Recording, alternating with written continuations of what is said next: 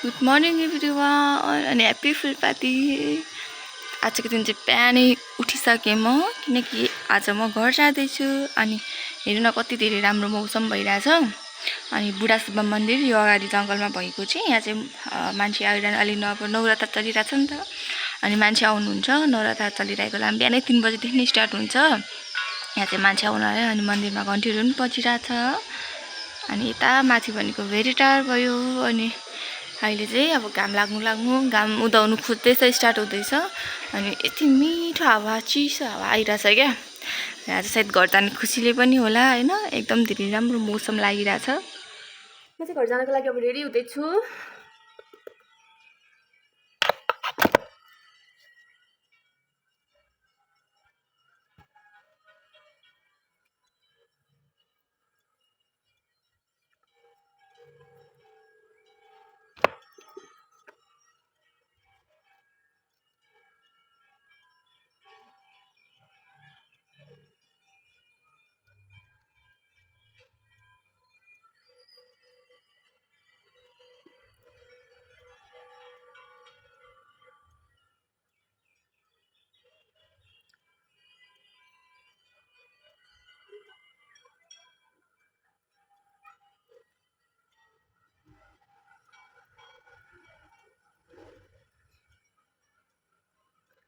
र मलाई अहिलेसम्म सबैभन्दा धेरै अब धरानमा त गर्मी हुन्छ नि त होइन।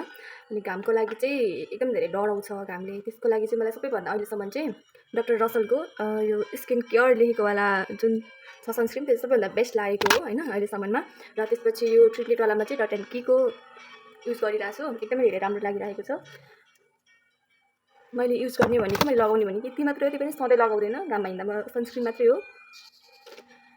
रेडी भइसकेपछि देखाउँछु। फाइनली म चाहिँ अब रेडी भइसकेँ घर जानुको लागि। र अब थोरै सामान केही मिलाउँछु अनि त्यसपछि चाहिँ गाडी बोलाउँछु अनि चाहिँ घर जानुपर्ने हुन्छ। मन्दिर एकदमै धेरै भिड भइरहेछ क्या, सायद आज फुलपाती भएर पनि होला, एकदमै धेरै भिड भइरहेछ।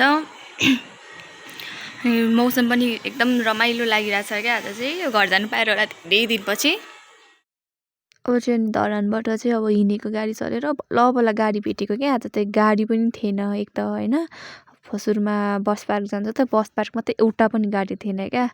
अनि यस्तो बिजोकले पुगेको हो नि, अगाडि सिटमा तिनजना राखिरहेको थियो क्या। आज बच्चा सुत्ता 5जना थियौँ हामी।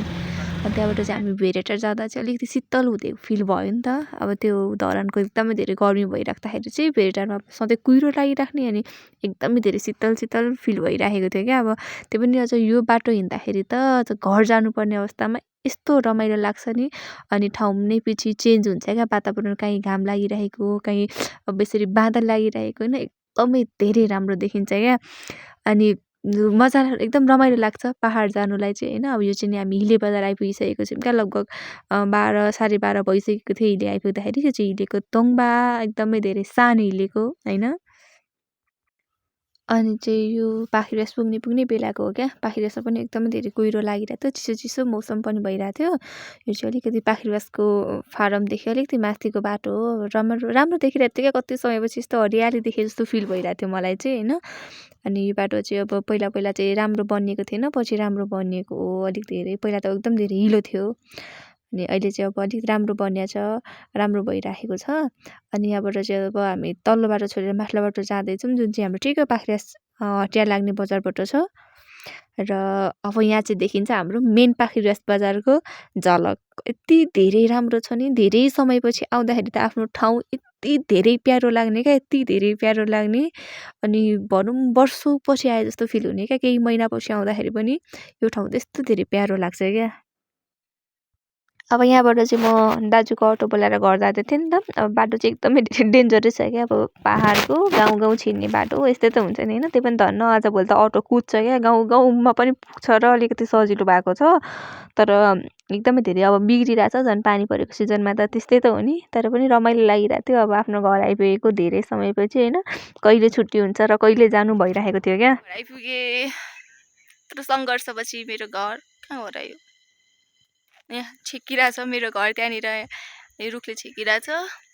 फाइनली आइपुगेँ अनि आफ्नो घर गाउँ जस्तो आनन्द अरू केही पनि हुँदैन।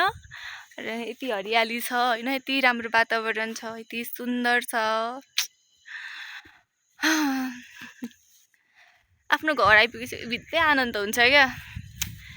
अनि अब डेडी बिरामी हुनुहुन्छ नि त, अनि घरमा पनि सायद यसपालि दसैँको लागि केही तयारी भइसकेको छ छैन थाहा छैन। अब गएर कति थोक काम गर्नुपर्ने हो, काम गर्नुपर्ने छ, अझै धेरै नै चिज बाँकी छ। अनि र त्यहाँ सामानहरू ल्याएर राखिरहेको छु। भाइ आउँदैछ त्यहाँ चाहिँ तल लिनलाई हो, यहाँ तल कुद्दै आउँदैछ। सुतिरहेको थियो अरे, बोलाएको थिएँ, कुद्दै आउँदैछ क्या रिसाउँदै।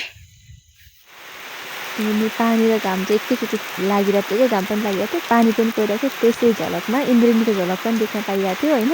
पाएर केही कामै गर्नु पाएन क्या, एकैचोटि पानी परिदिइहाल्यो। पानी परेपछि चिया चाहिँ गिजिक हुन्छ, कामै भएन आजलाई त। दसैँ लाग्नु आँट्यो, बेलुका अब यहीँ हाम्रो आज निम्बु पानीको तास खेल्दैछौँ। के छैन, कसैले देखेको छैन, बार अनि सबैजना आउनु भएको छ। डेडी बिरामी हुनुहुन्छ नि त, अनि सबैजना बेलुका आउनुहुन्छ एकछिन। अनि हामी चाहिँ यहाँ खेल्दैछौँ निम्बु पानीको तास होइन। अनि अब चाहिँ तास खेल्छौँ हामी। अनि